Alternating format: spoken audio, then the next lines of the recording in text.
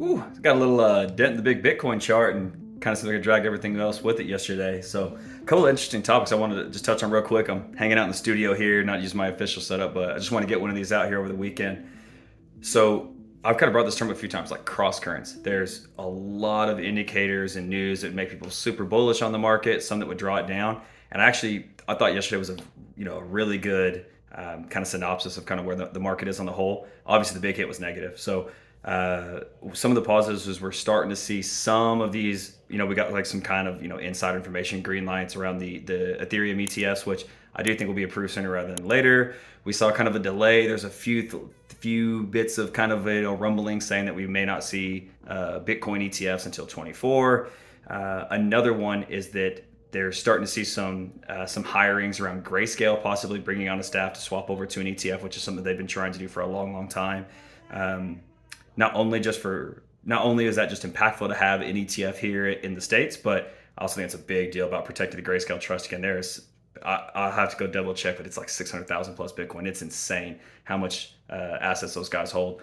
But the big news, and the one that I really want to touch on, is actually Evergrande. So Evergrande is what we mostly think of as a Chinese company.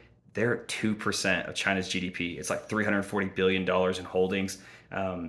They filed for protections here in the US at Chapter 15, but they have a huge amount of assets that are in BVI, Hong Kong, Caymans, spread out a lot. And that's a big part of what causes drawdown. So they own a huge amount of commercial paper. They use a lot amount of real estate in China itself, assets everywhere.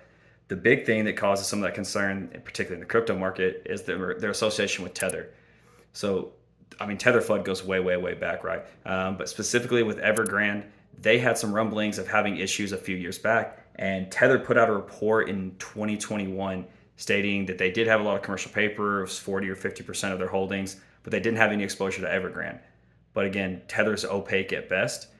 And the biggest point is, so here, whether or not they directly do or do not have any exposure to Evergrande, the point is if you don't know, or even some of these like downstream effects, right? So we saw this with what happened with USDC and Silvergate. USDC didn't have any solvents issues, but because they had an issue with the banking partner, then we had to see the FDIC step in. You see these downstream effects of where this collateral is held, what form it's held in, how safe is safe, what levels of events can cause a bank run or a DPEG. So this is the issue with having stable coins that are only backed by fiat or essentially like cash like instruments, whether it's commercial debt, commercial paper, treasuries, et cetera, et cetera. That's the issue. Most of the time, even if when we see something like Coinbase, we wouldn't have assumed that it had that exposure to an event like Silvergate, or Signet, where they were not able to do redemptions, kind of over that weekend, right? That kind of gap. Something you see like on Forex, you'll hear people refer to like gap trading, where markets close on Friday and open Monday morning, and guys will try to make that guess on the gap. Like these are all things if you're trying to attach real world assets as collateral behind a stablecoin. Now, there's obviously advantage. We talk about this all the time. Use the right tool for the right job. But for those that are just holding value inside of crypto, wanting to move these things around, this is the issue you have with holding something like USDT, or again, some of the issues we've seen with USDC. This is a lot of the magic with something like USDL, LUSD, these things that are actually backed by on-chain assets, things that we agree on are valuable, where we can see the value, we can see the collateral on chain, and you can instantly go through and confirm that collateral exists.